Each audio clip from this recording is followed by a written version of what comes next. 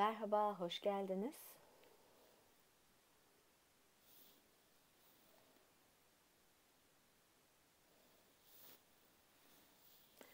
Evet, ses geliyor mu bir kontrol edeyim.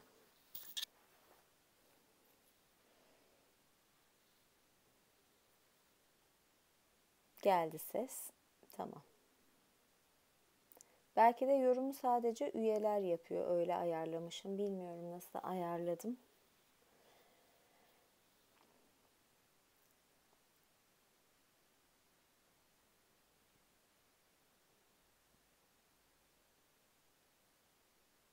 Tamam. Evet, hoş geldiniz.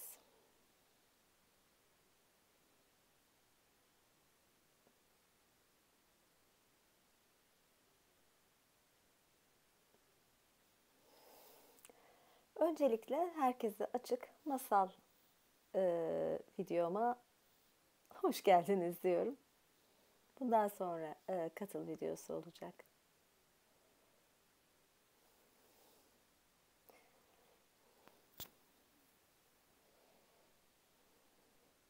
Ses de gayet iyiyse başlayalım. Şu konuda da netlik gelsin. Katıl videolarının farkını soruyorlar. Bununla ilgili bir kısa video çekerim. Bunu açıklarım. Kaç video var? Şöyle bir şey. Şimdi yeni üye olduğunuz eski videolar ne kadar çıkıyor bilmiyorum. Beğeni ve güzel yorumlarınızı bekliyorum.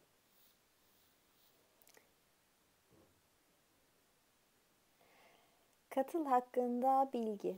Bunu ayrıca vereyim en iyisi ben. Şimdi okumaya geçeyim. Ondan sonra da tekrar soru alırım ya da bilgi veririm. Öncelikle başlayalım.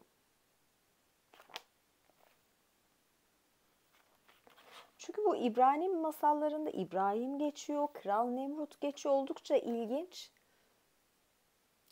Bu tür geyşa falan bu gibi konuları, bu gibi hikayeleri Katıl'da okuyorum. Daha edebiyat. Hello to Portugal.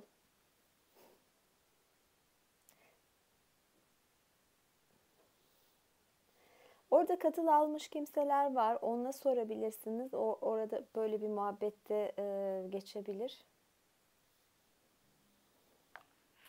Daha farklı açılar oluyor. Daha samimi bir ortam oluyor.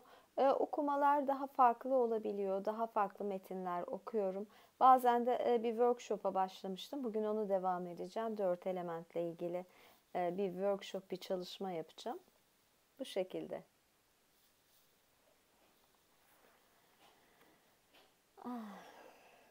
Herkese selamlar.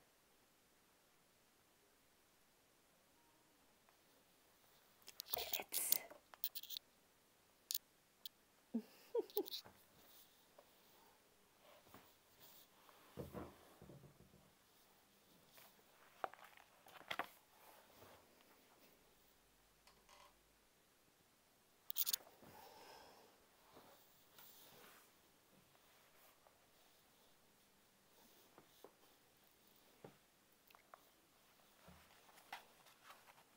Okuyacağım bir İbrani masalı. Önce bir yudum beyaz çay alayım.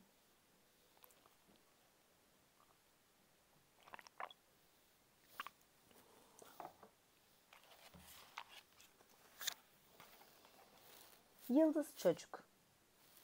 İbrahim peygamber doğduğunda Kral Nemrut'un memurlarından olan babası Terah, arkadaşlarını davet ederek büyük bir ziyafet verdi. Son derece şatafatlı bir davetti bu. Misafirlerin en neşelisi kralın müneccim başıydı. Bu yaşlı adam şaraba fazlasıyla düşkündü. İşte o akşam da çok içmişti. Ziyafet bütün gece devam etti. Terah'ın arkadaşları sabahın ilk saatlerinden evvel sofradan kalkmayı düşünmeyecekti bile. Birden yaşlı müneccim ayağa fırladı. "Baksanıza!" diye haykırdı heyecanla. Açık kapıdan gözüken gökyüzüne işaret ediyordu. "Doğudaki parlak yıldıza bakın. Bütün gökyüzünde parlayıp sönüyor." Ötekiler göğe baksalar da hiçbir şey göremediklerini söylediler. Aptallar diye bağırdı yaşlı adam. Siz görmeseniz de ben görüyorum. Kralın en bilge müneccimi ve falcısı olarak size söylüyorum. Bu bir alamettir. Yıldız nasıl birer ok gibi fırlatıyor parlak ışıklarını, daha küçük bir yıldızı yuttu, sonra ikincisini, üçüncüsünü, hatta dördüncüsünü. Bir alamet diyorum size. Bir felaket habercisi. Dahası diye ekledi artan bir heyecanla. Terah'ın küçük oğlunun doğumuyla ilgili bir alamet. Saçmalık bu diye bağırdı Terah. Bana saçmaladığımı söyleme sakın dedi müneccim sert bir şekilde. Hemen krala haber vermeliyim. Aceleyle Terah'ın evinden ayrıldı. Öteki müneccimler peşinden gitti. Şimdi içlerinden bazıları da yıldızın 4 başka yıldızı yuttuğunu söylüyordu. Müneccim başı ile ters düşmenin akıllıca olduğunu düşünmüyorlardı. Gerçi yaşlı adam o gece çok içip sarhoş olmuştu ve ayakta zor duruyordu ama olsun. Kral Nemrut uykusundan uyandırıldı. Müneccimleri kralın huzuruna çıktılar. En yüce kralımız çok yaşa dedi müneccimbaşı onu selamlayarak. Sizi rahatsız ederek uykunuzu bölmemize sebep olan şey çok önemli bir haberdir. Bu gece memurunuz Terah'ın bir oğlu oldu. Şafak sökerken göklerden bir uyarı işareti belirdi. Müneccimlerin başı olan bendeniz doğuda bir yıldızın yükselerek göklere ışıklarını fırlattığını ve 4 küçük yıldızı yuttuğunu gördüm. Biz de buna şahit olduk dedi öteki müneccimler. Peki bunun anlamı nedir diye sordu kral. Anlamı şudur dedi müneccimbaşı. Gizemli bir sesle. Bu yıldız çocuk öteki çocukları yok edecek, onun soyu sizinkine hükmedecek. Tavsiyemi dinleyin. Bu çocuğu memurunuz Terah'tan satın alıp öldürün ki büyüyüp sizin için bir tehlike teşkil etmesin. Tavsiyeni beğendim dedi zalim kral. Terah ne kadar dil dökse de boşunaydı. Kral Nemrut müneccimlerin uyarısını göz ardı etmeyecekti. Fakat çocuğu teslim etmesi için Terah'a 3 gün müddet tanımayı kabul etti. Terah büyük bir üzüntüyle eve döndü. İkinci gün bu korkunç haberi karısıyla paylaştı. Oğlumuz İbrahim'in öldürülmesine izin vermeyiz dedi karısı. Benim bir planım var. Kral Nemrut ona götürdüğün çocuğu öldürmedikçe rahat etmeyecek. Bu yüzden kölelerden birinin çocuğunu ona götürüp o çocuğun İbrahim olduğunu söyle. Hiç fark etmeyecektir bile. Oyunumuzun anlaşılmaması için oğlumuzu da uzak bir yere götürüp bir süre saklarız. Terah bunun harika bir fikir olduğunu düşündü ve uyguladı. Ya şimdi başka bir insanın çocuğunu yapıyorlar ama aslında. Bir kölesinin İbrahim'den birkaç saat evvel doğmuş olan hastalıklı çocuğunu Kral Nemrut'a götürdü. Kral çocuğu kendi elleriyle öldürdü. Terah'ın küçük oğluysa dadısı tarafından gizlice ormandaki bir mağaraya götürüldü. İbrahim burada özenle bakılıp büyütülecekti. Anne babası zaman zaman İbrahim'i ziyaret ediyordu. Çocuk 10 yaşına gelene kadar onu ormandaki mağaradan evlerine getirmelerinin güvenli olmadığını düşündüler. Yine de tedbiri elden bırakmayacaklardı. Büyük oğulları Haran put yapıp satardı. İbrahim de ağabeyinin çırağı olacaktı ama ağabeyi Haran bu çocuğun aslında kardeşi olduğunu hiç bilmeyecekti. Yıldız çocuk İbrahim tuhaf bir oğlandı. Putlara inanmıyordu. Ben gündüzleri güneşe, geceleri ise aya ve yıldızlara tapıyorum dedi Haran'a. Gündüz güneşi, gece ise ay ve yıldızları göremeyeceğin günler vardır. Oysa putunu daima yanında taşıyabilirsin dedi Haran. Bu İbrahim'i bir süre tedirgin etti ama günün birinde ağabeyine gelip şöyle dedi. Bir şey keşfettim. Artık güneşe, aya ya da yıldızlara tapınmayacağım. Onların ardında gündüzleri güneşe ve geceleri ise ay ile yıldızlara parlamalarını emreden büyük bir kudret olmalı. İşte büyük kudret benim Tanrım olacak. İbrahim babasına bir sürü acayip soru yöneltti. Güneşi, ayı, yıldızları kim yarattı diye sordu. Bilmiyorum diye cevap verdi Tera. Senin putlarını ve tanrılarını sordum ama cevap vermediler dedi İbrahim. Onlar konuşamaz ki dedi Tera. O halde niçin onlara yakarıp tapınıyorsun diye ısrar etti çocuk. Terah cevap vermedi. İbrahim gidip aynı şeyleri annesine sordu. Ama annesi her şeyi yaratmış olan tanrıların evlerinde onların yanında olduğunu söylemekle yetindi. Ama tahtadan ve çamurdan o aptal şeyleri Haran kendisi yaptı dedi İbrahim. Sonunda anne babası oğullarının tuhaf sorularına cevap vermeyi reddetti. İbrahim çoğu zaman evinin kapısında dikilip gökyüzünü izlerdi. Sanki güneş ve yıldızların ardındaki sırları okumaya çalışıyordu. Seni bir müneccimin yanına çırak vermelilermiş. Hakikaten yıldızların çocuğusun sen dedi. Haran ona bir gün.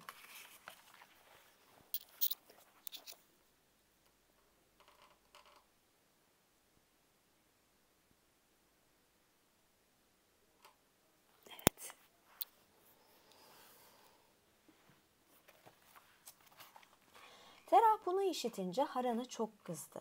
Zira çocuğun doğumuyla ilgili sırrın açığa çıkmasından çok korkuyordu. Babam seni niçin burada tutuyor bilmiyorum dedi. Haran, daha sonra İbrahim'e çok tembelleştin. Oysa ben bugün fazlasıyla çalıştım. Şimdi ormana gidip av seyredeceğim. Sen burada kal. Belki bir müşteri gelir. Dikkatli ol, putlar için iyi para iste. Haran oradan ayrıldıktan sonra dükkana yaşlı bir adam gelip bir put almak istediğini söyledi. Dün bir putu yere düşürdüm kırıldı. Daha dayanıklı bir put istiyorum dedi. Şüphesiz hiçbir şeyin kıramayacağı kadar güçlü bir tanrınız olmalı diye cevap verdi İbrahim. Söyler misiniz kaç yaşındasınız? Adam 60 yaşındayım oğlum diye cevap verdi. Boşuna dememişler akıl yaşta değil baştadır diye dedi İbrahim. Baksanıza tanrılarınızı kırmak ne kadar da kolay. Sonra eline bir sopa alıp putlardan birini tek darbeyle paramparça etti. Adam dehşet içinde dükkandan kaçtı. Sonra bir kadın girdi içeri. Kendime put alamayacak kadar yoksulum. Bu yüzden buradaki putlardan birine sunmak üzere yemek getirdim dedi. İstediğiniz puta sunabilirsiniz yemeği dedi İbrahim gülerek. Kadın getirdiği yemeği en küçük putun önüne koydu. Bu put küçük ve asık suratlı dedi çocuk. Sizin sununuzu kabul etmiyor. Sonra sopasını kaldırıp putu parçaladı. Daha büyük bir puta yemek sunmayı deneyin dedi. Kadın da bunu yaptı. Sende de hiç adap yokmuş dedi İbrahim puta hitaben. Ye yoksa seni paramparça ederim. Tabii ki put yemek yiyemeyecekti. Bunun üzerine İbrahim onu parçaladı. Kadınsa korkuya kapılarak sokağa fırlamıştı. İbrahim sırayla tüm putlara yemek yedirmeyi denedi. Hiçbiri bunu yapamadığı için en büyükleri hariç tüm putları parçaladı. Bir adam büyüklüğündeki bu putun önüne gelince duraksadı. Sonra kahkaha atarak kullandığı sopayı putun eline yerleştirdi. Bu arada yaşlı adam ile kadının bağırışları nedeniyle meraklanan insanlar dükkan kapısının önünde bir kalabalık oluşturmuştu. Ne yaptın sen diye sordular kızgınlıkla. Ben mi? Hiçbir şey diye cevap verdi İbrahim. Baksanıza en büyük putun elinde bir sopa var. Galiba sinirlenip öteki putları öldürmüş. Neden böyle yaptığını ona sorun. İnsanlar afallamış halde orada dikilirken Terah ile Haran geri dönene kadar bu da ne demek oluyor diye sordular kırık putları göstererek. Ah ne eğlenceliydi ama diye cevap verdi İbrahim. Burada bir kavga yaşandı. Bir kadın tanrılara sunmak için yemek getirdi. Ama tanrılar yemeği paylaşamadıklarından kavgaya tutuştular. Şu büyük arkadaş çok öfkelendi. Hala elinde gördüğünüz sopayı kaptığı gibi diğer putlara vurup hepsini paramparça etti. Saçmalama diye haykırdı Haran. Putlar bu söylediklerini yapamaz. Yalan söylediysem büyük arkadaştan bana vurmasını iste diye cevap verdi İbrahim. Kes artık şu saçmalığı diye emretti babası. Şu sizin tanrılarınız ne tuhaf dedi İbrahim düşünceli bir tavırla. Sonra putun üzerinde dikilerek yüzüne tokat atsam bana vurur mu dersiniz? Kimsenin onu durdurmasına fırsat vermeden putun yüzüne vurdu. Sonra sopayla kafasına uçurdu. İnsanların bir kısmı saraya koştu. Çok geçmeden Kral Nemrut'tan bir emir geldi. put kırıcının huzuruna getirilmesini istiyordu. İbrahim, Haran ve Tera muhafızlar tarafından tutuklanarak saraya götürüldü. "Hanginiz kırdı putları?" diye sordu kral öfkeyle. "Ben kırdım, çünkü çok kaba davrandılar ve sunuları kabul etmediler. Zeka sahibi değillerse nasıl tanrı olabilirler ki?" dedi İbrahim. "Tamamen mantıksız söz sayılmaz," dedi Nemrut gülümseyerek. "Putlar seni hoşnut etmiyorsa o zaman her şeyi yok etme gücüne sahip olan ateşe tapın." "Ateş suyla söndürülebilir," diye cevap verdi İbrahim. "O halde suya tapın," diye karşılık verdi Nemrut. "Ama bulutlar suyu emer," dedi çocuk. "Bulutlar da rüzgarla dağılır," dedi Nemrut. "İnsan rüzgarın gücüne dayanabilir," dedi İbrahim. "Bütün gün böyle konuşup duracak yıldızların çocuğu," diye haykırdı Haran. "Bütün gün böyle konuşup duracak," diye haykırdı Haran. "Yıldızların çocuğu ha?" dedi müneccim başı. "Şimdi anlıyorum. Ey yüce kral, muhakkak ki bu Terah'ın oğlundan başkası değildir. Doğumunda sizi onun hakkında uyarmıştık majesteleri. Yıldızların mesajı gerçekleşti. Tanrımızı yok etmeye kalktı. Şimdi bizleri de yok edecektir." "Bu hakikaten de yıldızların çocuğu mu?" diye sordu Nemrut Terah'a. Ama Terah cevap vermedi. "Açıkçası ben epeydir bundan şüphelenmiştim majesteleri," dedi Haran. "Öyleyse niçin bana haber vermedin?" diye bağırdı kral öfkeyle.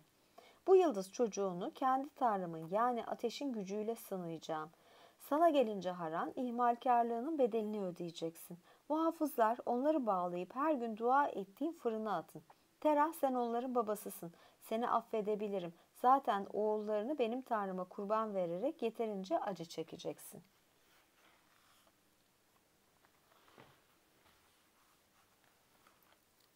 Öyle şiddetle yanan bir ateş hazırladı ki İbrahim ile Haran'ı alevlere atmaya uğraşan adamların kendileri ateşe kapılıp yanarak öldüler. Terah'ın oğulları fırına atılana kadar 12 adam telef olmuştu. Haran anında yanıp kül oldu. Fakat yeterince uzakta duran büyük kalabalığı hayretle düşüren bir şey olacaktı. İbrahim hiç zarar görmeksizin alevlerin içinde yürüyordu. Elleri ve ayaklarındaki prangalar ise yanıp yok olmuştu. Kral Nemrut bunu görünce korkudan tir tir titredi. "Çocuk, çık ateşten de seni affedeyim," diye bağırdı İbrahim'e. "Adamlarınıza beni çıkarmalarını emredin," diye cevap verdi. Gel gelelim o müthiş ateşe yaklaşan herkes yanarak öldü. Nihayet Nemrut İbrahim'in tanrısı önünde eğildiğini söyleyince çocuk hiç zarar görmeden ateşin içinden çıktı. Bütün insanlar çocuğun önünde eğildiler ama o ayağa kalkmalarını söyleyerek şöyle dedi: "Bana değil, güneşin ve yıldızların ardındaki, cennette yaşayan ve görkemi dört bir yanı saran gerçek Tanrı'ya tapının." Kral Nemrut çocuğa hediyeler yağdırdı ve huzur içinde evine dönmesini istedi. Bu Peygamber İbrahim'in o meşhur masalı. Masal değil ya, masal nereden çıktı o müthiş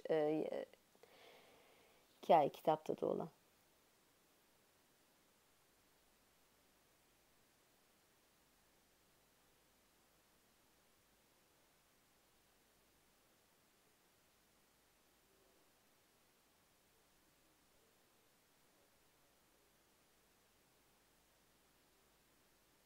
Evet.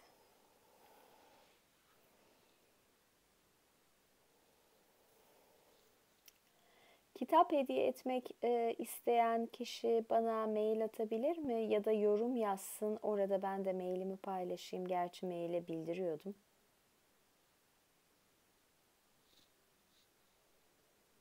Katıl üyeliklerini değiştirmeyeceğim.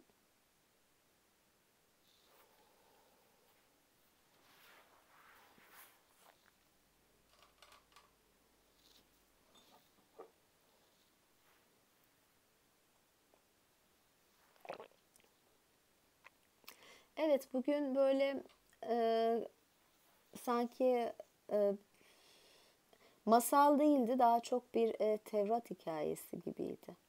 Herkesin bildiği.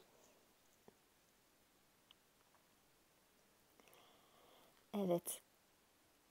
Bugünlük karşınızdan ayrılıyorum. Önümüzdeki günlerde ya da yarın yine bir masalla ya da mitolojiyle karşınızda olurum. Lütfen takip etmeyi, yorum yazmayı, beğeniyi ihmal etmeyin. Katıl üyeliklerim hakkında bir video yapacağım. Biraz daha detaylar veririm. Ama şöyle düşünün, klasmana göre daha fazla video görüyorsunuz. Ona göre daha canlı yayın ya da videolar oluyor. Daha samimi bir ortam var. Daha farklı açılar var. Böyle. Ben açıkçası şiirden pek anlamıyorum. Yani gerçekten şiir konusunda hiç iyi değilim.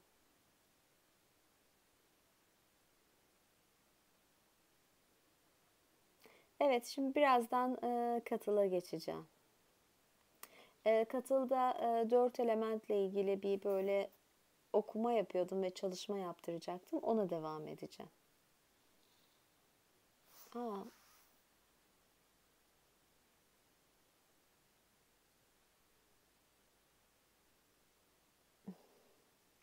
about Kali Yuga, it is the hmm. Neyse, şimdi bunu İngilizce açıklamak biraz zor olacak.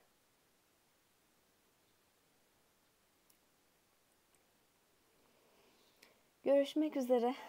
İyi akşamlar. Hoşçakalın. Good night, good evening. Bye bye.